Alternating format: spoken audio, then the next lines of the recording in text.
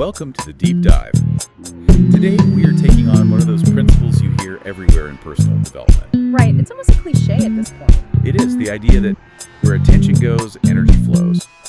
And our mission for this deep dive is to pull that down from a feel-good mantra and really establish it as a practical operating system. Something you can actually use for productivity, for health, for well-being in general. Exactly. So to start, let's get a proper definition. Scientifically, what even is attention? Well, at its core, it's your brain's ability to select and concentrate on relevant stimuli. So it's about choosing what you focus on and, I guess, what you choose to ignore. Precisely. Think of it like a mental spotlight. You can move it around, you can focus it, and you decide what's on the stage of your conscious mind. And this isn't just some, philosophical thing. It's a survival mechanism. It's a critical evolutionary function your brain suffers from. Just massive information overload. We are constantly being bombarded. Without that spotlight, we'd just be paralyzed. We would. And there's a classic kind of shocking experiment that shows this filtering in action. You have to be talking about the invisible gorilla experiment. Of course, from Simons and Shea brace way back in 1999. So for anyone who hasn't heard of it, they gave people a really specific task. A very demanding task. Watch this video of people passing a basketball and count very carefully how many passes are made. So your mental spotlight is just locked on that basketball. Laser focused. Yeah. And the result? The result is that about half the people, they completely miss a person in a full gorilla suit walking into the middle of the screen. Walks in, thumps his chest, and walks right off. And they don't see it. It's a perfect example of what you're talking about. Selective attention. Because the brain was given that high priority instruction, count the passes, it actively filters out something as huge and bizarre as a gorilla. So the big scientific takeaway here from researchers like Dr. Michael Posner is that attention isn't just one thing. It's not this fixed trait you're born with. No, not at all. It's a dynamic system, a set of multiple brain networks that you can absolutely train and shape over time. It's a skill. Okay, so if attention is the spotlight, then what about the energy flows part? Let's get into the biology. Well, to keep that spotlight running, the brain needs a massive amount of power. We really do forget just how hungry that organ is. It's incredibly greedy. The average adult brain is only about 2% of your body's mass, but it consumes 20% of your body's total energy. 20%, that's huge. And what's maybe even more surprising is that it never really takes a break. It uses about the same amount of energy when you're sleeping as when you're awake. Just to keep everything running in the background. All that constant neuronal communication, yeah. So here's where we connect it all back. Energy flows where attention goes. Yeah. Because when you direct that focus, you tap into a really powerful reward loop in the brain. That's it. It's the attention reward feedback. Every single time you intentionally focus on something, hard task, a goal, and you make a little bit of progress, your brain gives you a little reward. It releases dopamine. That's the feel-good chemical, the motivation. But dopamine isn't just about feeling good, right? It's doing something more profound. Oh, absolutely. It's a driver of change. It signals to the brain, hey, that thing you just did, that was good. Let's do that again. So you are literally using chemistry to rewire your own brain. You're changing its physical structure to make it more efficient at seeking out and achieving that same goal next time. It's a self-reinforcing cycle. Okay, so let's get into the mechanics. If I'm trying to write a report, what's actually happening in my brain to keep me on task? You're primarily using two major interacting networks. The first one is called the dorsal network. Dorsal network. Think of this as your top-down intentional control. It's goal-driven, it's proactive, it's the part that says, okay, we are writing this thesis now. So it's the CEO of your focus. It sets the mission. That's a perfect way to put it. The core regions, for anyone interested, are the interparietal sulcus and the frontal eye field, but right, no need to memorize the names. Just know it's the CEO. But then there's the second system, the ventral network. And what does that one do? This one is reactive. Think of it like an emergency circuit breaker. A circuit breaker. So it's looking for interruptions. Exactly. It responds to anything novel, unexpected, or, behaviorally relevant. So you're deep in your thesis, your dorsal network is humming along, and your phone buzzes. And boom, circuit breaker flips. Ventral network throws the switch. It interrupts that focus and forces you to reorient your attention. It's a protective mechanism, really. That makes so much sense. And it explains why deep work feels so draining. You're constantly fighting your own brain's emergency system. You are. Okay, this is a good spot to do some myth busting. because a lot of what we think we know about the brain really holds us back. Yes. Let's start with the biggest one. We have to completely throw out the idea that we only use 10% of our brain. It's completely false, isn't it? Utterly false. Brain scans show the whole thing is active pretty much all the time. The problem isn't unused real estate, it's inefficiency. It's that circuit breaker flipping too often. It's chaos, not dormant capacity. Precisely. And another one is the whole left brain versus right brain thing. The analytical person versus the creative person. Right. Researchers at the University of Utah, among others, have they've debunked it. Yes, different regions specialize, but effective thinking needs the whole brain working together. And the last one, which is so important for anyone trying to learn something new, the idea of learning styles. Ah, yes. Visual, auditory, kinesthetic. I'm a visual learner, so I need charts. The research is pretty clear on this. Tailoring lessons to someone's self-reported style, it just doesn't work. There's no significant improvement in scores. So the brain is just much more adaptable than we give it credit for. It is. And that adaptability, that ability to change, that's the foundation of everything we're talking about today. It's neuroplasticity. Neuroplasticity, the brain's superpower. It really is. It's the ability to literally restructure and rewire itself your entire life based on what you do and what you experience. It's why attention is a muscle you can train.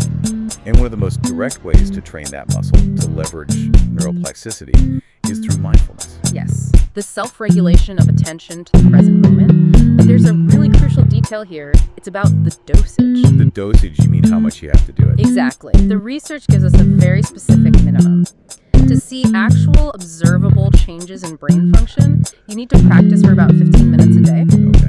5 days a week, for at least 4 weeks. 15 minutes? What happens if I just do like 10 minutes a day? The data shows that practicing for less than 12 minutes a day gives you, well, no observable neuroplastic benefits. Wow. So 5 minutes of quiet time is a nice, relaxing break, but it's not a brain workout. You have to push past that threshold to go through the results. That is fascinating. Yeah. So during those 15 minutes, what's the brain actually doing that counts as a workout? It's learning to manage a specific network, the default mode network, or DMN. The DMN. That sounds like a brain screensaver mode. That's a great way to think about it. It's the network that's active when you're not focused on an external task. It's your mind-wandering network. Ruminating about the past, worrying about the future. It's mental chatter.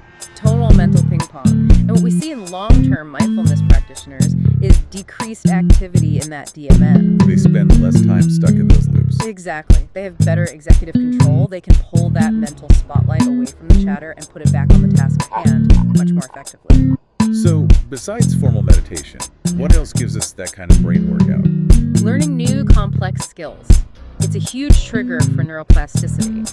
There was a great study with older adults. I think I read about this one. Yeah, they had them learn multiple real-world skills at the same time: language, drawing, music, and their cognitive abilities, their memory. They improved so much they were functioning at the level of middle-aged adults. So it's the complexity and the novelty that matters. Yeah. Yes. Keep introducing novelty. Take a new route to work. Try a really complicated recipe. It forces cognitive flexibility. And of course, the classics work too. Crosswords, Sudoku, puzzles. We also have to talk about physical movement, which people often separate from, mental focus. Oh, they are completely linked. Regular physical activity, just following the basic guidelines, improves memory, reduces anxiety, and lowers the risk of cognitive decline. But some activities are better than others, right? Some are neuroplasticity superstars. Dancing, for example. Why dancing? Because it demands both. You have the physical execution, but also high-level cognitive skills, remembering choreography, rhythm, spatial awareness. It's a full-body, full-brain workout. And it actually changes your brain chemistry. It does. Dance training increases something called brain-derived neurotrophic factor, or BDNF. BDNF. What's the simple way to understand that? Think of it as fertilizer for your brain. It helps neurons survive and encourages the growth of new neurons and connections. When you dance, you're literally bathing your brain in growth factors. And for something lower impact, there's Tai Chi. Absolutely. Specialized Tai Chi, which combines mental exercises with physical movements, helped older adults improve thinking skills and walking, with benefits that lasted almost a year. It all comes back to that intentional focus on the movement. That's Which is a perfect transition to our final section. We've talked about training the capacity of attention. Now, let's talk about directing the flow of that energy with intention. Right. And intention isn't just wishing for something. It's not passive. It's a clear, committed decision to align your energy, your thoughts, and your actions toward one specific goal. And when you make that clear decision, your brain physically changes how it sees the world. This is where the reticular activating system comes in, the RAS. The RAS is a bundle of nerves that acts as the gatekeeper for all the sensory data flooding your brain. It's a filter. And your intention sets the parameters for that filter. Exactly. You decide you want to buy a specific red truck. All of a sudden, you see that red truck everywhere. They were always there. They were always there. But now your RAS has been programmed to see them.